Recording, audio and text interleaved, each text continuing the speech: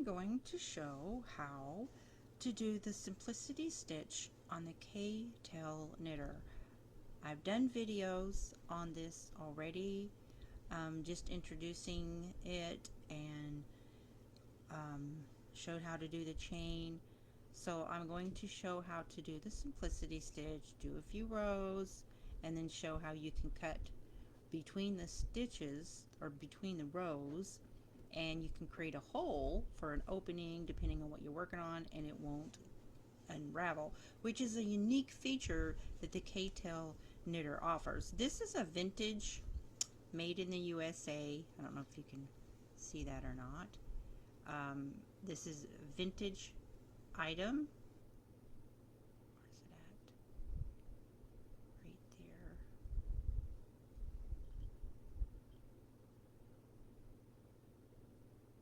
Anyways, it says made in the USA right here, and then on this side it says the K-tail knitter.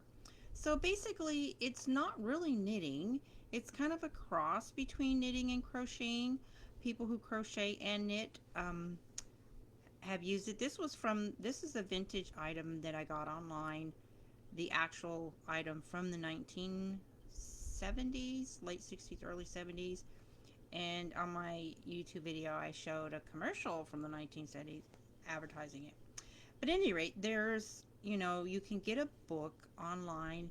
They are kind of hard to come by, and then they have a more modern type of looper like this, and that's basically what it is a looper.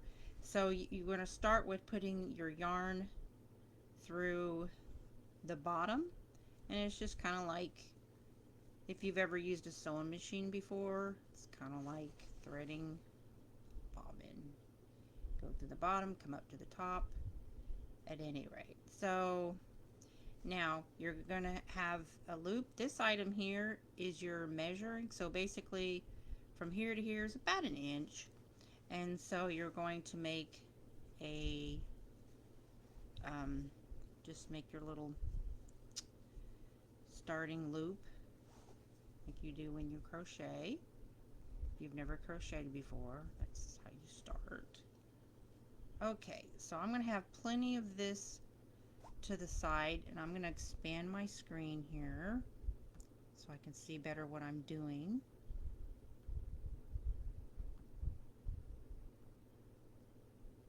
Okay, so what I'm going to do is I'll do about, the measurement of this is about an inch. So when the first time you go over, what I do is I just kind of keep a finger on it here to keep it from putting out too much, because I want a consistent stitch. So when you're first starting out, do a chain about 3 to 4 times just to get a hang of how the process is, and to have a consistent chain. Once you get a nice even consistent chain, then start working on your simplicity stitch. That's just my suggestion. Okay, so you have about an inch here. Okay, and then you're just gonna, actually that's loop is probably a little bit too big, and that's one of the main things, is keeping your loop about the same size consistently. Okay, so that's when you measure evenly on each time. This length here to where this knot is, about an inch. You're just going to take that over, bring it down to that red bobber, that's your measurement, and pull up. And then as you pull up, you're pulling out and kind of controlling it here about the same amount. See, from here to here. And then go back over, down to the red bobber, and pull up. It's really that simple. And you're just going to repeat that motion for however wide or long. Let's say you're working on a scarf, or if you, when I do my scarves, I do the length of the scarf first. Some people do widths, so it's completely up to you. Or if you're working on a pot holder, which is an easy project when you're learning something new, to start with something simple like a pot holder, scarves, something like that. So basically right now what I'm doing is I'm just making my chain, and this is pretty much identical to a chain as if you're crocheting. And you'll see, whoop, okay, See, I always put my thumb through the loop. You don't have to do that. That's my preference. And like with crocheting, you kind of get your own little way you hold a crochet hook. Some people hold it differently. You just get your own groove going, basically. But the main thing is to keep your consistency. Okay, so I'm going to stop here and I'm going to hold this. When I stop, I'm holding this loop on here. Okay, now you see this chain? It's kind of not really even, a little bit twisted. In the back side of the chain, you have that back middle line through it like you would see with the regular chain. So we have some inconsistencies here, so I'm going to go ahead and back that up. I'm just showing you. I lost grip on it. The chain was a little inconsistent there. So I like a nice even chain as much as possible. Okay.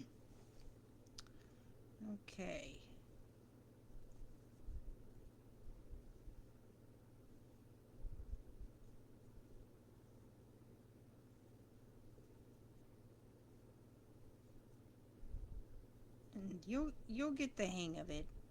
It feels, you know, when you try something new, it feels awkward, but once you get to doing something, you can do it in your sleep. Do it without a whole lot of thought, and it becomes smoother. Okay, so we have your chain here. Make sure the back rows are even. Okay, so now when this is probably gonna be backwards depending on how my camera's gonna turn out. So your loop should be on the left and your work should be on the right. So what I'm gonna do, and I'm doing this upside down, so I apologize. So when I pull this up,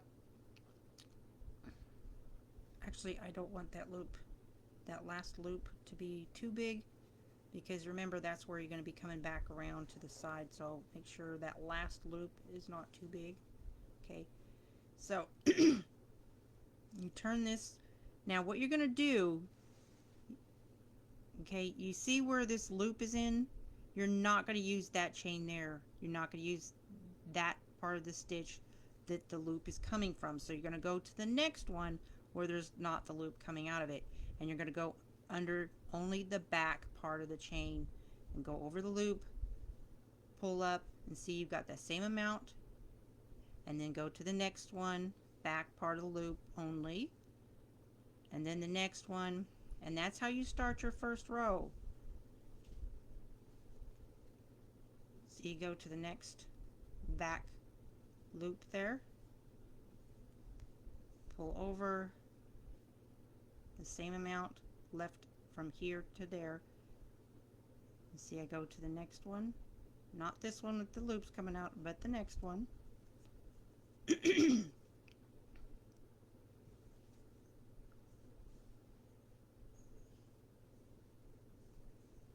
And you just do that all the way down till you get to the end of the row.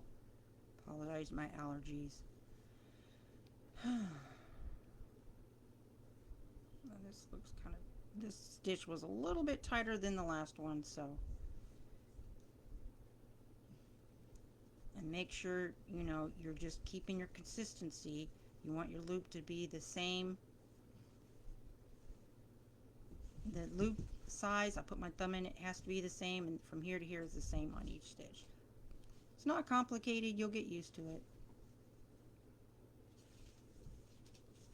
What you don't want to do is you want to make sure that this is, your end string here is nice and loose. You don't want that snug and it'll pull your tension out of whack. Okay.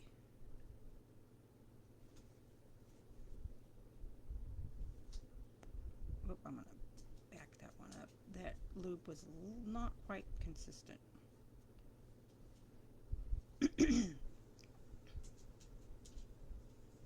Make sure I'm going into the right part of the stitch. That's why, especially when you're starting out, you want to make sure your loops are nice and loose so that you can see what you're doing quite more easily than if your stitches were tighter. See, that one was really loose, but We're getting to the bottom of the row here. Okay, so that's the last one. All right, and with crochet you add a stitch, remember? Okay, so we're turning it. Okay, and you see how there's this loose little goober here? That's why it's really important. You can't fix that. You'd have to go back. Okay, but I would normally fix that, but for this purposes I'm just doing a demonstration. Don't worry about the tension being too hard. You will get the hang of it, I promise you. Okay, so go to the first one here.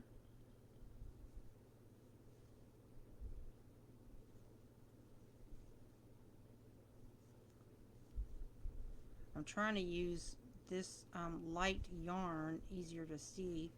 It's actually very soft. It's pretty slippery on this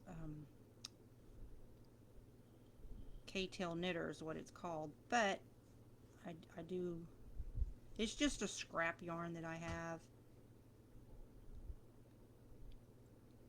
Don't pay any attention to that one sticking up there. We can correct that, make that disappear. It's not a biggie.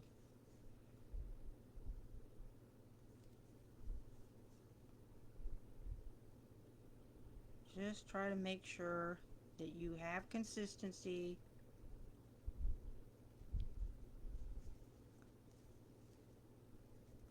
And this loop, if it's starting to feel like it's trying to get smaller, just loosen it up so that you have consistency from here to here, and your loop should be the same each time.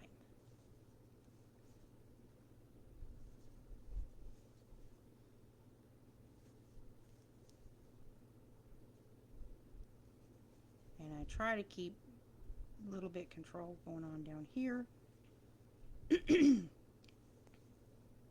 Getting down to the end of the row again, the last one. Okay, so we're going to add a stitch and turn. Okay, hold on to that, keep your finger in that loop so it doesn't get away from you as you're turning this. Okay, your work should be on the right. Alright. Okay, and once again, make sure you don't start with the one where your loop is at.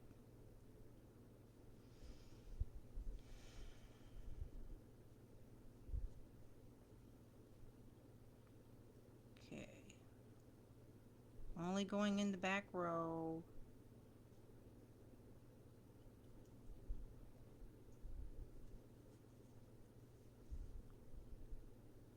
I'll probably do one more row, and then make sure you're going in the right one, back stitch only.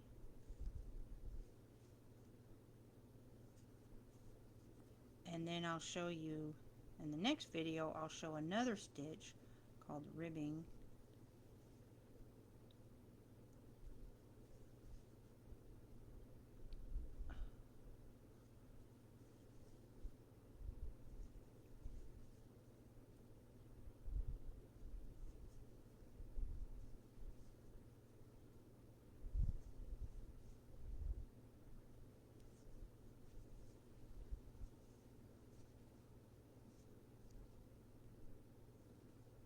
See, it's just that simple. This is called the simplicity stitch. Go over, pull it through, same amount, go to the back of the stitch, go over, pull it through, same amount, back of the stitch, go over, pull it through, and then make sure you're loose over here, pulling from my scrap yarn ball over there. Should we get back to, see, I just kind of choke up on a little bit, control it with my thumb over here, and kind of keep this, my finger right here, my finger right here to keep this from changing the length that I want for this stitch. And then that loop got away from me a little bit, so just make sure that that loop stays the same size for each one. So I'll keep my thumb in it, kind of help keep control there. See, now I got the length of one here, so I'm going to kind of tuck it down with my finger here to keep it from getting away. You can determine your own way of controlling your tool. Everybody has their own little way of doing it. Okay, you'll figure it out, what comes natural for you or easier for you, more comfortable, if you will.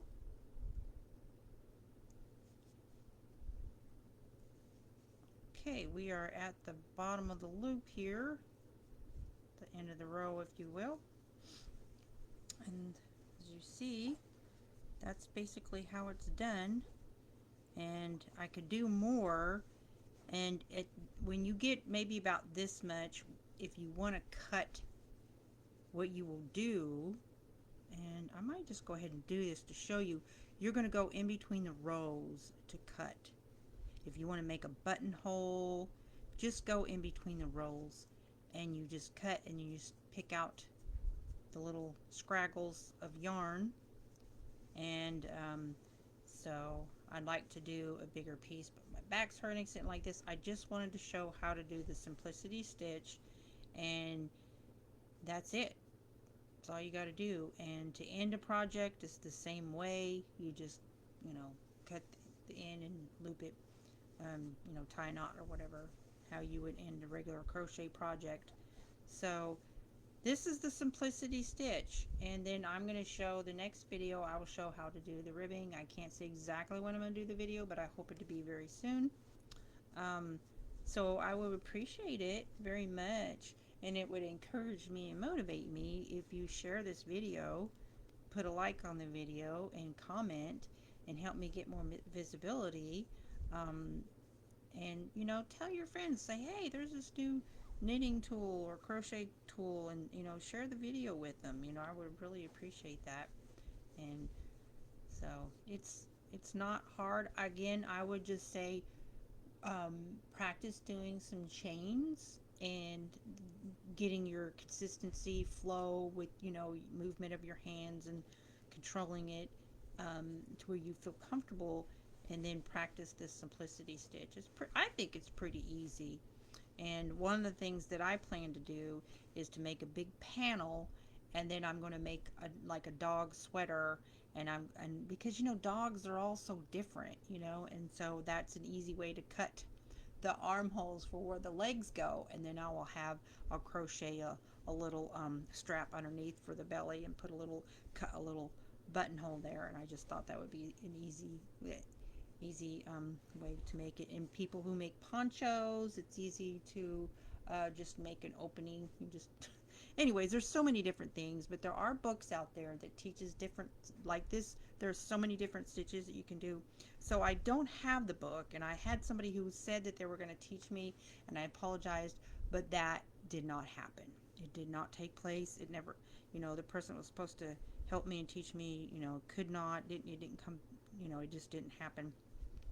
So I was hoping to have learned so that I could teach, but it just didn't happen. So what I'm going to have to do is order a book, and then I will practice and then teach all the different, share all the stitches that I learn. So I plan to order a book here in the next few days, and then learn and share soon. And I thank you, everybody, for your patience with me. I've had a lot going on.